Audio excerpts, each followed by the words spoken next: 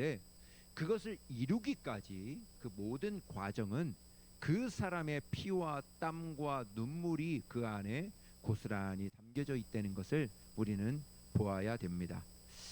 어떤 집사님이 세계적인 첼로리스트 장한나가 연주하는 것을 보고, 아, 나도 그것을 한번 연주해 보고 싶다. 나도 저렇게까지는 되지는 않겠지만은 정말 어느 정도 저렇게 아름다운 첼로로 정말 음을 낼 수 있다는 것을 보고 너무 감동이 돼서 자기가 배우겠다고 이렇게 했습니다. 첼로를 구입을 했어요. 구입을 하고 치는데 한 달도 못 가서 두 손을 들었다고 합니다. 어떻게 보면 우리가 보았을 때는 첼로 소리가 너무 좋고 바이올린 소리가 너무 좋고 어떤 악기 소리가 너무 좋아요. 그렇다고 해서 내가 그것과 같이 하기에는 쉽지가 않다는 것이죠. 그 사람은 우리가 뭐 잘 때, 우리가 다른 일을 할 때 그것을 가지고 계속 연구하고 연습하고 노력했던 결과가 그러한 결과로 나타나게 되는 것이죠. 구경꾼이 되는 것은 쉬워도 직접 한다는 것은 굉장히 어렵습니다. 모든 것이 그런 것 같아요. 쉬운 일은 하나도 없는 것 같아요. 그래서 진짜 리더십은, 리더가 된다는 것은 사실은 교실에서 이론만 가지고 되는 것은 아닌 것 같습니다. 삶의 현장에서 내가 얼만큼 그것을 경험하고 노력하고 얼만큼 그것과 같이 싸우고 노력하느냐에 있어서 그 한 분야에 그 분야의 전문가가 될 수 있고 대가가 될 수 있지 않을까 이렇게 보게 됩니다. 지금까지 예수님의 제자들은 예수님만 따라다니면 됐었어요. 근데 오늘 본문 말씀에 이렇게 보면은 예수님이 병 고치고 귀신 쫓고 죽은 자 살리는 데에는 와, 정말 대박이다 하고 박수치고 와, 진짜 하나님의 아들이다 이렇게 하고 따라다니면 됐었습니다. 그런데 오늘 본문 말씀은 정말 제자들을 불러서 이제는 너희도 이와 같이 내가 했던 것과 같이 이제 해보라 하고, 이제 훈련병 시절은 끝나고 직접 이제 총을 잡아서 이제 실전에 뛰어드는 그러한 사역의 현장에 뛰어드는 그러한 일을 맡겨주신 그러한 오늘 말씀입니다. 하루는 예수님께서 안 계실 때 한 아비가 찾아와서 제자들에게 자기 아들이 괴롭히는 귀신을 쫓아내달라고 이렇게 합니다. 제자들이 그 귀신을 쫓아내지 못하니까 사람들에게 부끄러움을 당하고 있을 때 예수님이 오셔서 그 아이의 있던 귀신을 쫓아내어 줍니다. 모든 사람들이 다 돌아간 후에 제자들이 주님께 조용히 여쭙습니다. 왜 우리는 귀신을 쫓아내지 못했습니까? 주님이 한마디 합니다. 기도 외에는 이런 능력이 나갈 수 없느니라 이렇게 말씀합니다. 악한 영들은 하나님의 자녀의 권세로 쫓아내어진다는 것이죠. 다만 어떠한 능력이 있고 어떠한 실력에 있어서 나가는 것이 아니라 오직 하나님의 능력은 귀신이 쫓겨나가는 것은 뭐에게 있다? 기도만이 있다 하는 것이죠. 내가 가지고 있는 직분, 내가 가지고 있는 신앙의 경륜, 영적 리더십을 만들어주는 것이 아니라 하는 것이죠. 어떻게 보면 남다른 기도와 헌신이 영적 실력의 뒷받침이 되어서 그 사람을 영적의 리더의 사람으로 온전히 세워져 나갈 수 있다는 것이죠.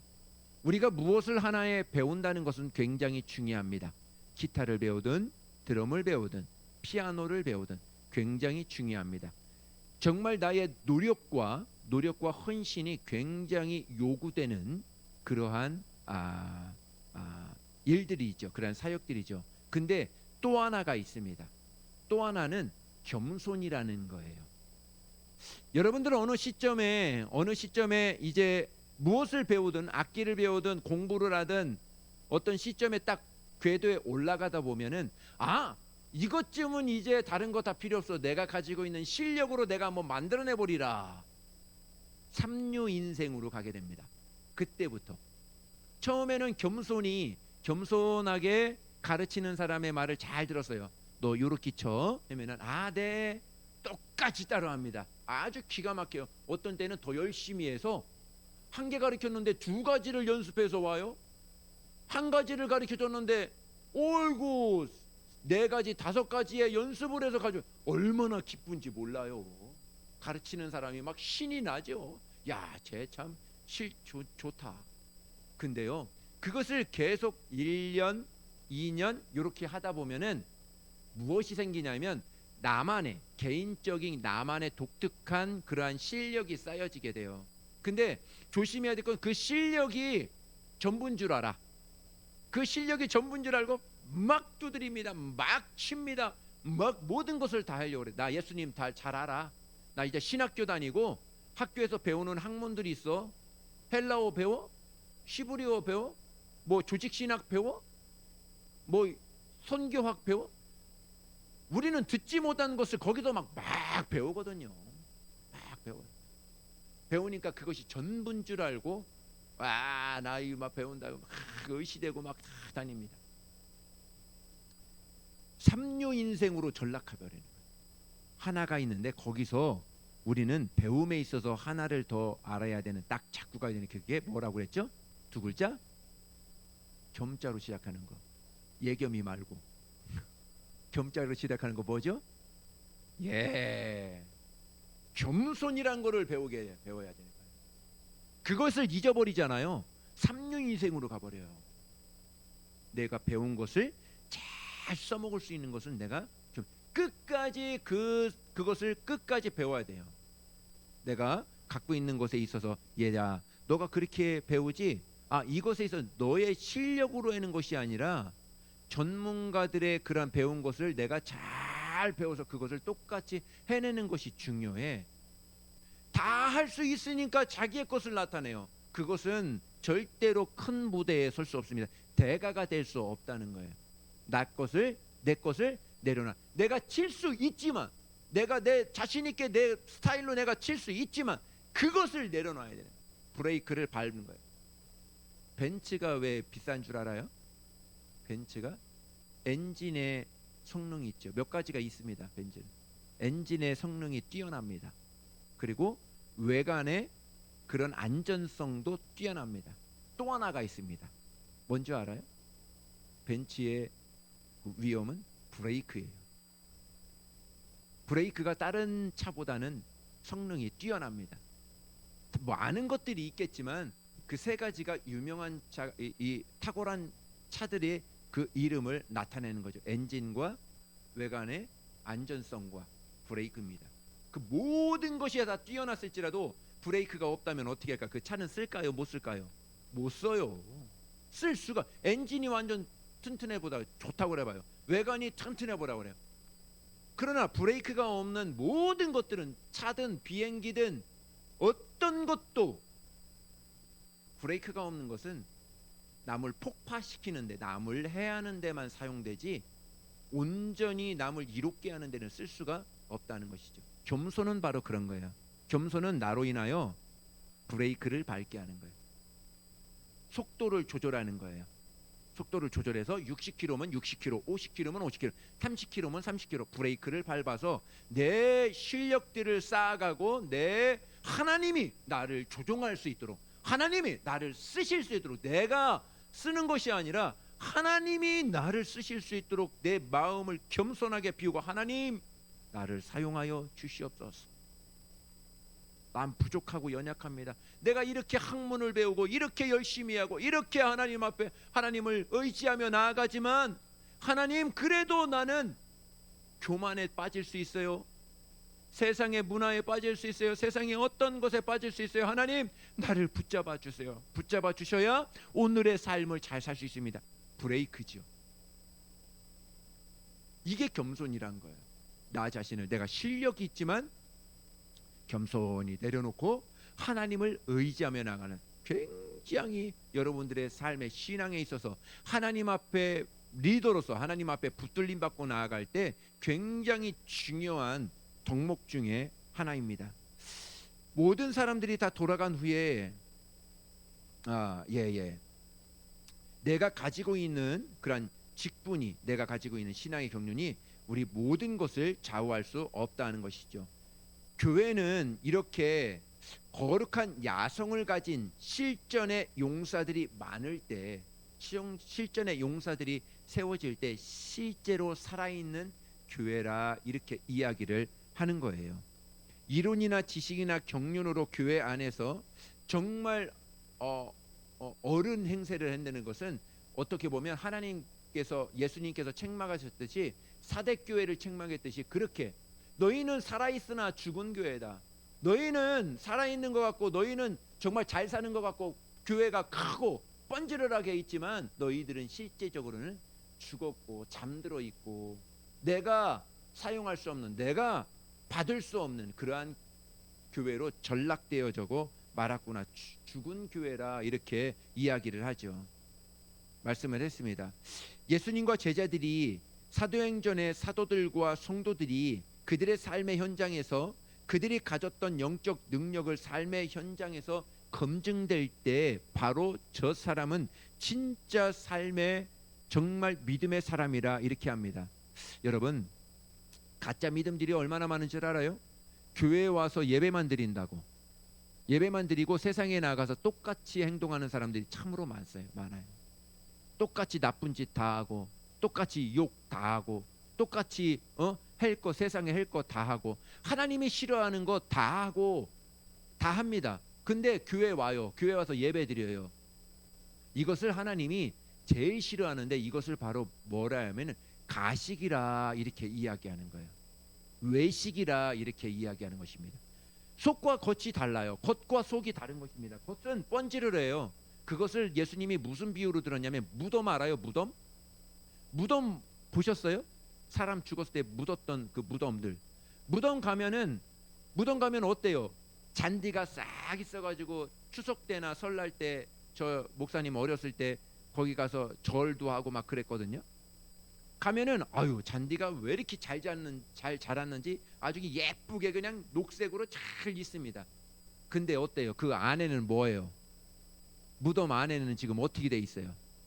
시체가 썩고 곪고 구더기도 있을 것이고 막 지저분할 거예요. 1년 2년 이렇게 돼 있으면은.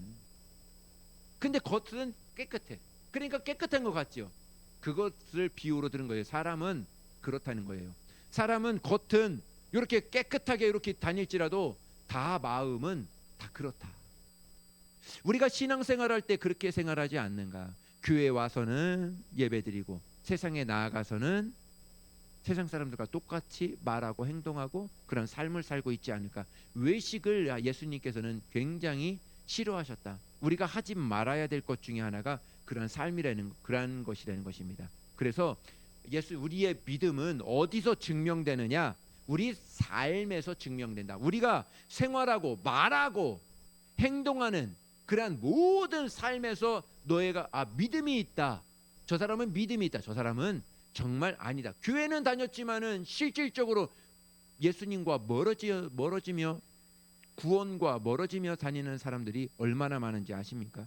그거를 종교인이라 이렇게 이야기하는 것이죠.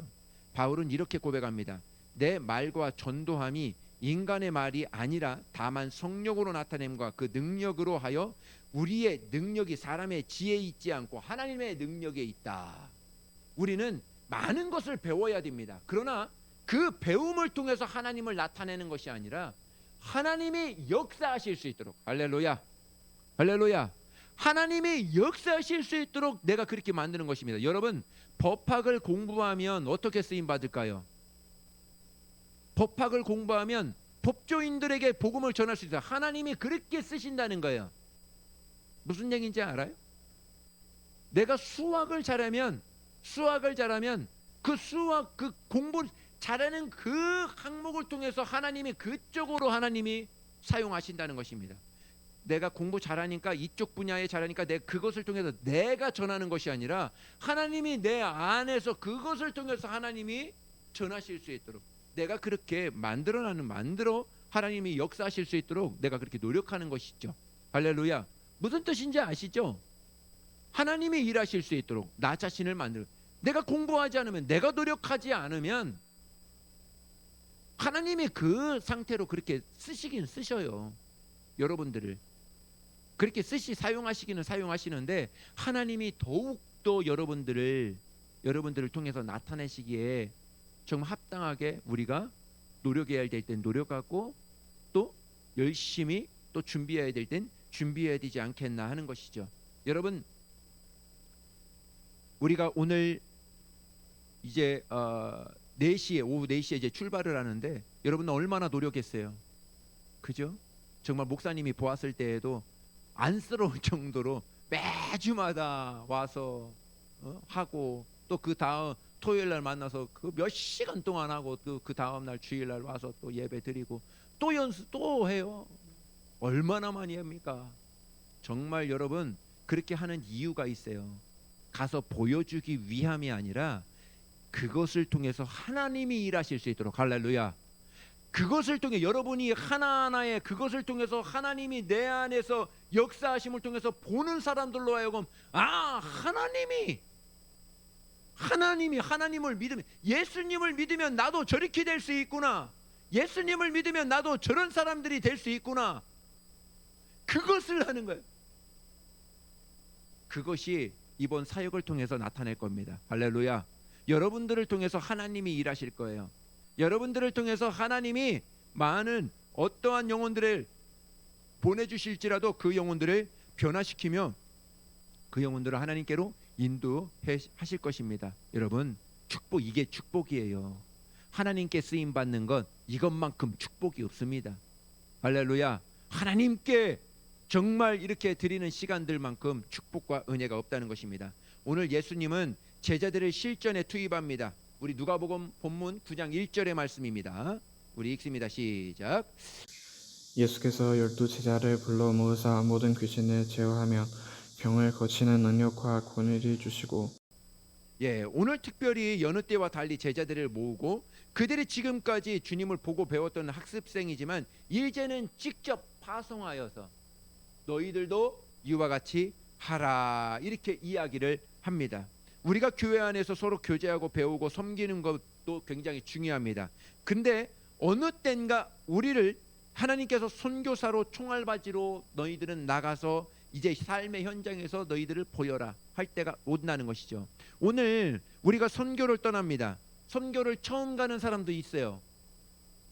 우리가 이렇게 삶의 현장에서 있지만, 이렇게 예배드리고 있지만, 이제는 하나님께서 파송하여서 너희도 예수님이 내가 이렇게 곳곳에 가서 어느 지역에 가서 교회를 세우고 예수님을 전하고 병도 고치고 또 죽은 자를 살리고 했던 것처럼, 치료했던 것처럼 너희들도 이제 너희들도 내 이름으로, 너희가 실력이 있거나 뭐가 있냐? 아무것도 없잖아. 그런데 예수님께서는 이제는 내 이름으로, 예수 이름으로 내가 찬양을 하든 그곳에서 예배하든, 아니 그곳에서 워십하고 그곳에서 어떠한 춤을 추던 누구의 이름으로요? 누구의 이름으로? 예수의 이름으로 하면 무슨 역사가 일어난다고요? 그곳에서 병도 낫게 되고, 할렐루야, 모든 치유함이 그곳에 있게 된다는 거죠. 살아나는 역사가, 생기가 그 안에 부어지게 된다는 것입니다. 그 일에 우리가 쓰임 받는다는 것이 얼마나 축복이고 얼마나 은혜인지 아십니까?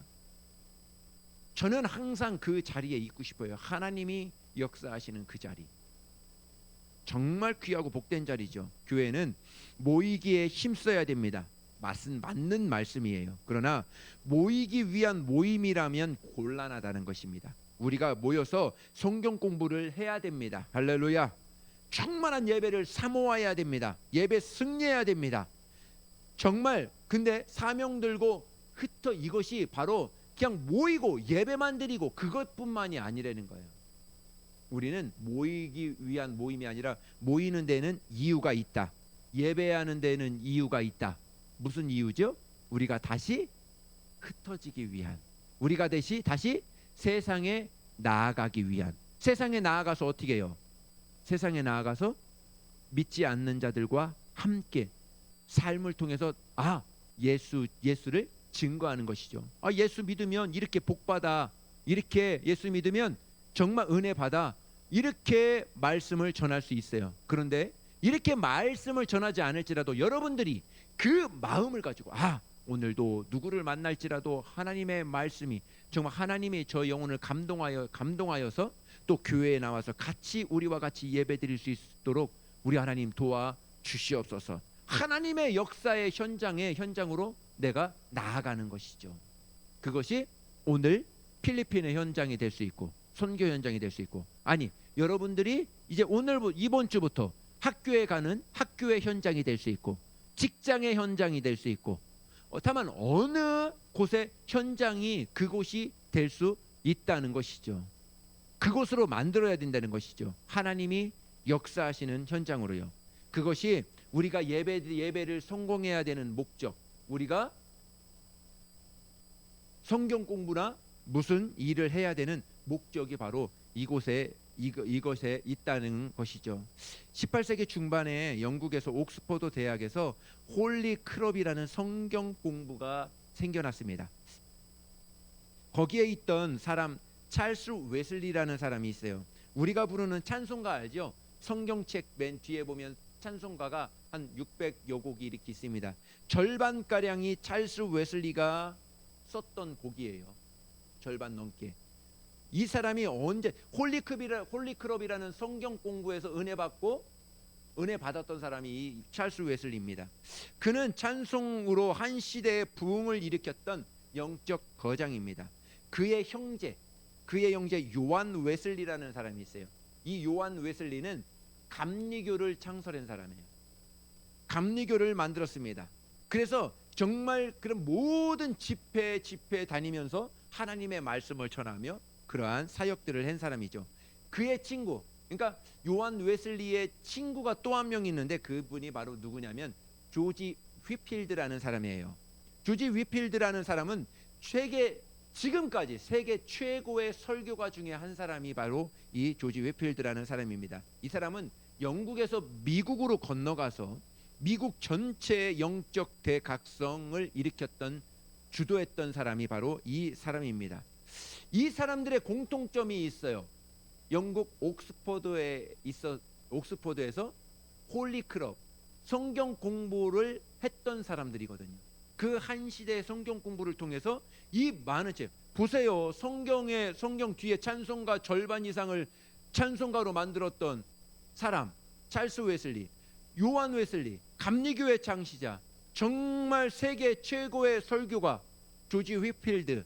정말 이 사람들은 정말 그 당시에 알아주지도 않는 그 성경 공부 그곳에 은혜 받고 그곳에서 하나님의 말씀에 감동되어서 이제는 그 삶으로 보여줬던 사람들이 아닙니까?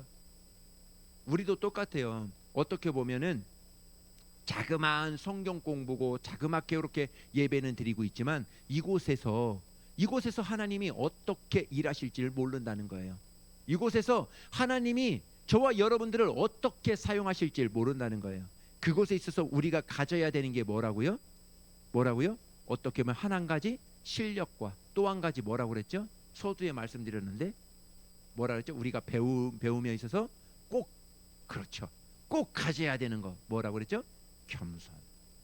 이것이 딱 실력과 겸손이 딱 마주쳤을 때 바로 오늘의 이 시대에 바로 정말 우리 하나님이 쓰시고자 하시는 그 거룩한 사람들이 세워질 수 있다 하는 것이죠. 주님은 제자들을 그냥 보내지 않고 두 가지를 말씀합니다. 하나는 능력이고 하나님은 권위입니다. 능력은 실제적으로 우리에게 일어날 수 있는 실력입니다. 우리가 하나님께서는 예수 이름으로 축복하고 예수 이름으로 정말 귀신을 쫓아내고 병을 고치고 모두가 내 실력으로요? 아니에요. 예수 이름으로 하면 하나님의 능력이 그 안에 부어진다 하는 것이죠. 또 하나가 있습니다. 뭐라고 그랬죠? 권위입니다. 권위는 누구의 이름으로? 예수 이름으로 그 권위가 나의 권위가 세워지는 거예요. 그래서 내가 병 고쳤다 해서 나를 자랑하는 것이 아니라 내 안에서 역사하시는 그 하나님, 그 예수님을 자랑할 수 있는 겸손이 우리에게는 뒷받침되어야 된다는 것이죠. 마가다락방에 모여든 120명의 제자들에게 성령 받기까지 예루살렘은 떠나지 말라 당부합니다. 성령 받고 능력 받은 그 다음에 주의 일을 하라는 것이죠. 정말 그렇게 사람들이 모여서 그렇게 마가다락방에서 기도하고 성령 받기까지 떠나지 말라. 성령이 언제 몇 시에 오신다고 뭐 얘기했나요? 언제 올지를 몰라요. 그러나 어떤 사람은 떠났어요. 막 한 시간 기도하고 2시간 기도하고 3시간 기도하고 막 5시간 기도하고 했는데 배도 고프고 이제 저녁 때도 되고 이제 가서 내 자식들도 밥도 먹여야 되고 다 생각나는 거죠. 다 가요. 그런데 끝까지 떠나지 말라.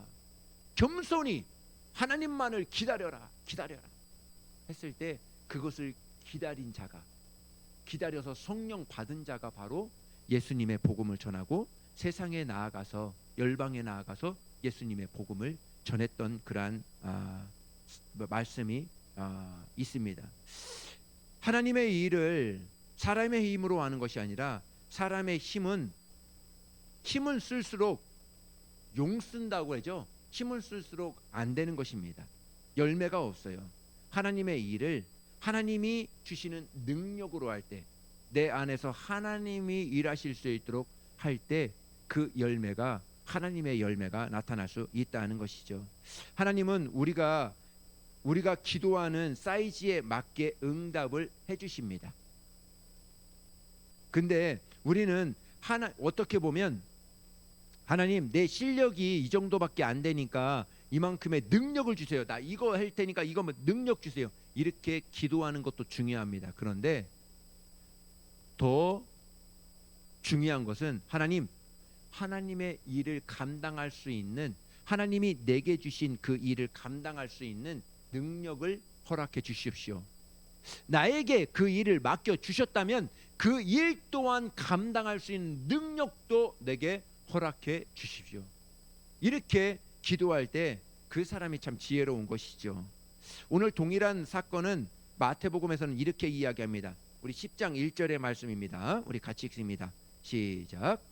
예수께서 그의 12 제자를 부르사 더러운 귀신을 쫓아내며 모든 병과 모든 약한 것을 고치는 권능을 주시니라. 여기서 모든 병, 모든 약한 것 이렇게 이야기합니다. 하나님께는 모든 것이 말씀 한마디로 이루어지는 것이라는 것이죠. 하나님 앞에 암도 어떻게 보면 감기와 똑같아요. 우리는 암과 감기가 얼마나 차이 있어요. 감기는 약 한번 먹으면 끝나. 근데 암은 어때요? 암은 우리가 보았을 때는 정말 사형 선고 받을 정도의 그만 위력이 있잖아요. 근데 하나님이 보셨을 때는 암이나 감기나 똑같은 거예요. 예수 이름으로 감기도 물리칠 수 있고 예수 이름으로 암도 물리칠 수 있다 하는 그러한 권능을 우리에게 주셨다는 것이죠. 사도행전 1장 4절의 말씀입니다. 우리 읽습니다. 시작. 사도와 함께 모이사 그들에게 분부하여 이르시되 예루살렘을 떠나지 말고 내게서 들은 바 아버지께서 약속하신 것을 기다리라. 이렇게 이야기합니다. 보십시오. 여기 보면은 사도와 함께 모이사 그들에게 분부하여 이르시되 예루살렘을 떠나지 말고 내게서 들은 바 아버지께서 약속하신 것. 아버지께 약속하신 것이 뭐예요? 그것이 바로 성령님이라는 거예요. 성령님이 일하셔야, 성령님이 내 안에서 역사하셔야 그것을 통해서 모든 하나님의 일을 감당할 수 있다. 제가 그러죠. 여러분, 내가 은혜 받지 못한 설교, 내가 은혜 받지 못한 찬양, 내가 응답받지 못한 기도, 이 모든 것은 하나의 공통점이 있는데 하나님의 일하시는 것이 아니에요. 굉장히 중요합니다. 그래서 사역자들에게 제가 당부하는 말이 있어요. 반주할 때도 찬양할 때도 내가 은혜 받지 못했는데 찬양한다? 위험한 거 내려놔라. 그래서 기도하라는 것입니다. 내가 찬양에 내가 먼저 은혜 받아야 돼. 내가 만약 이 찬양에 막 은혜 받아서 내가 하나님 앞에 감사하여 하나님 앞에 내가 막 영광 돌릴 때 영광 돌 때 그 예배가 거기에 있는 모든 사람들이 함께 예배를 드리는 거예요. 보세요. 목사님이 은혜 받지도 못했는데, 목사님의 성령으로 하지 않았는데 어떻게 여러분에게 은혜를 끼칠 수가 있어요? 은혜를 끼칠 수 있어요? 없어요. 성령님이, 바로 성령님이 나로 하여금 찬양하게끔 하고, 성령님이 나로 하여금 말씀을 전하게끔 하고, 성령님이 나로 하게끔 선교도 하고, 나로 하게끔 모든 작품들을 행할 때 그것을 통해서 하나님이 영광 받으시고 모든 사람들이 영광 받으시지, 영광 받지, 은혜 받지. 그렇지 않고 나만의 갖고 있는 것으로 한다면 어떻게 보면 하나님이 제일 싫어하는 외식일 수 있다는 거예요. 내가 이러니까, 내가 목사니까, 내가 어떠한 직분을 갖고 있으니까, 내가 어떠한 사역을 갖고 있으니까 그냥 하면 되지. 큰일 나는 거예요. 그것에 대해서 물을 거예요. 너 그거 뭐 했냐 그때? 너 입만 뻥긋뻥긋했지? 너 내게 내 일을 네가 그렇게 했어? 하나님이 이렇게 물으신다면 여러분 무슨 대답을 할 거예요? 여러분, 그렇습니다. 우리에게 주어져 있는 그런 사역들은 정말로 중요한 거예요. 기도하여서 내가 영감을 얻고, 기도하여서 성령님이 내 안에서 막 찬양하게끔 하고, 막 반주하게끔 하고, 막 주의 일을 할 수 있도록 성령님이 내 안에서 감동하고 막 할 때, 그것이 하나님이 영광 받으시지, 내가 스스로 내가 막 다 필요, 어떻게 보면 안 하는 것만이 못해. 그것의 죄값을 그에 상응한 값을 하나님께서 물으신다는 것이에요. 그래서 맡은 자에게 구할 것은 충성이라, 맡은 자에게 구할 것은 정말 성령으로 해야 하나님께서 그 열매를 또 우리에게 물으실 때 우리는 담대하게 하나님께 이야기할 수 있는 것이죠. 하나님이 우리에게 능력과 권위를 주신 이유가 있고 목적이 있습니다. 누가복음 2장입니다. 9장 2절입니다. 읽습니다. 시작. 하나님의 나라를 전파하며 하는 자를 고치게 하려고 내보내시며. 예, 여기는 하나님의 능력과 권위를 주신 이유가 있는 거예요. 뭐냐면 하나님의 나라를 전파하며, 할렐루야, 하나님의 나라를 전파하며 앓는 자를 고치고 병든 자를 고치게 하기 위해서 그렇다는 거예요. 우리는 그렇습니다. 오늘 선교 나가는 자도 그렇고, 또 오늘 정말 주의 이름으로 또 한 주간을 사는 저와 여러분들에게도 그렇습니다. 오늘 하나님의 말씀을 듣게 한 이유가 있는 것이죠. 오늘 예배드리게 한 이유가 있는 것이죠. 나는 이제 구원받아서 나는 이제 하나님의 자녀야.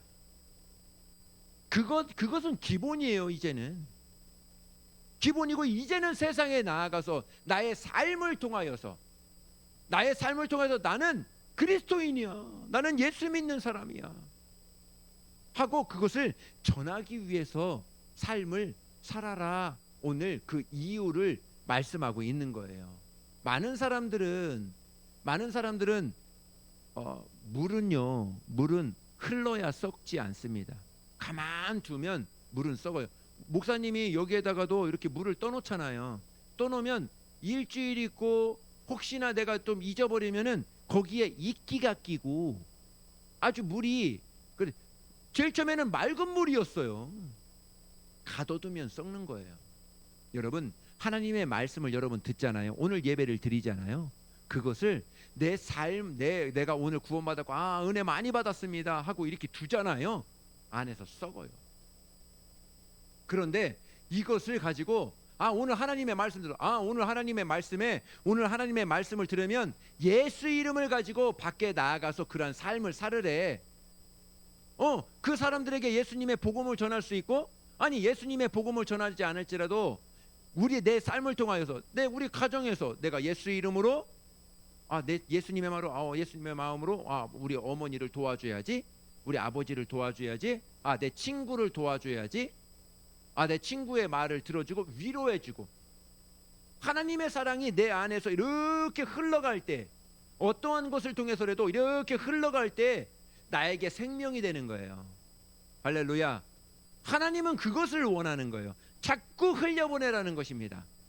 내가 너에게 준 오늘 예배드려야 되는 이유, 오늘 삶을 살아야 되는 이유, 그냥 먹고 살고 그냥 돈 벌고 이렇게 살라. 정말 힘듭니다. 정말 그렇게 살면 내 삶이 그냥 무지개를 따라가는 것처럼 아무런 그게 없어요. 후회만 남아요. 내가 그때 이렇게 할 걸. 내가 후회만 남아요. 내가 가지 못했던 길이기 때문에 그것이 불안하고 그렇습니다. 세상의 말도 뿌린 대로, 씨를 뿌린 대로 열매를 거둔다는 이야기가 있어요. 게으르면 게으른 열매를 거두게 돼요. 부지런하면 부지런 열매를 거두게 됩니다. 예수님의 말씀을 전하면 생명을 거두게 됩니다. 예수님의 그 사랑을 전하면 은혜를 거두게 됩니다.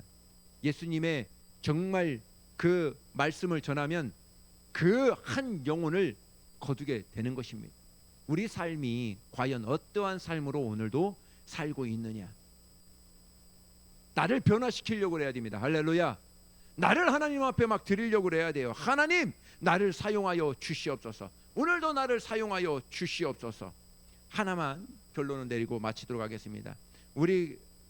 우리나라 선교 역사를 보면요, 우리나라 선교 역사는 제일 처음에 선교 역사는 그냥 우리나라에 누가 들어와서 어디서 파송 보내서 우리나라에 들어와서 복음을 전한 게 아니에요. 우리나라 시초는 어떠냐면 중국에 들어갔어요. 선교사가 들어갔는데 중국이 받지를 않아.